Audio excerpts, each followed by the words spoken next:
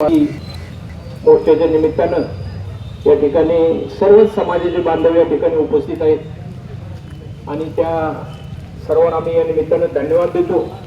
19 August 2023 रोजी जे 2 वर्षापूर्वी या मराठा आंदोलनाला जरांगे पाटलांच्या नेतृत्वाखाली सुरुवात झाली आणि 2 वर्षांमध्ये जरांगे पाटलांनी 7 वेळा उपोषण केलं आणि आता हे त्यांचं 7वं उपोषण आहे आणि हे निर्णायक असा निर्णय वक्त्यांनी या ठिकाणी सांगितलं। खरोखरच यावेळी आपण सगळ्यांनी सतर्कतेनं या गोष्टीकडे लक्ष दिलं पाहिजे। या ठिकाणी 2-3 सूचना अत्यंत चांगल्या आल्या। भाषण करण्यापेक्षा एका वक्त्याने सांगितलं की आपले जे बांधव आता मुंबईत आहेत, आपल्या विभागातील, आपल्या जिल्ह्यातील, त्या सर्वांना आपला मेसेज गेला पाहिजे की या आंदोलनामध्ये तुम्ही मुंबईमध्ये सामील व्हा, आपणही जाऊयाच।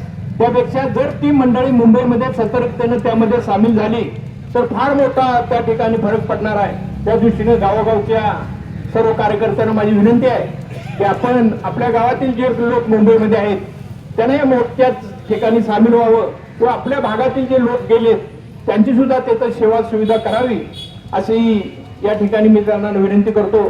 त्याचबरोबर या मोर्चाचं एक वैशिष्ट्य आहे, या मोर्चाच्या निमित्तानं सर्व समाज घटक एकत्र झालेले आहेत। हा फक्त मराठी समाजाचा मोर्चा नाही, या ठिकाणी आता निरनिराळ्या समाजाच्या कार्यकर्त्यांनी या ठिकाणी जाहीर पाठिंबा दिला।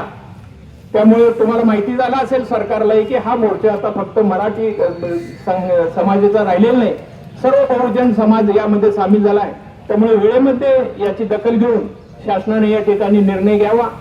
जरांगे पाटलांनी या ठिकाणी काही आपण भाषणे केली, पण जरांगे पाटलांनी आपल्याला सांगितलं की शांततेने आणि संयमानं आपण हा मोर्चा हाताळायचा आहे। येथे 2-3 दिवस प्रकाश पाटलांनी सांगितले तसे निर्णायक आहेत। वेळ प्रसंगी आपल्याला मुंबईमध्ये सुद्धा जायला लागेल, त्या दृष्टीनं या ठिकाणी संघटन करणारे मिलिंद देसाई असतील, प्रकाश डेळेकर असतील, शशिकांत पाटील, सर्वच कार्यकर्त्यांनी त्याचं नियोजन करावं आणि मुंबईला जायच्या दृष्टीने सुद्धा तयारी कशी करता येईल या दृष्टीने प्रयत्न करावेत अशी या ठिकाणी मी विनंती करतो।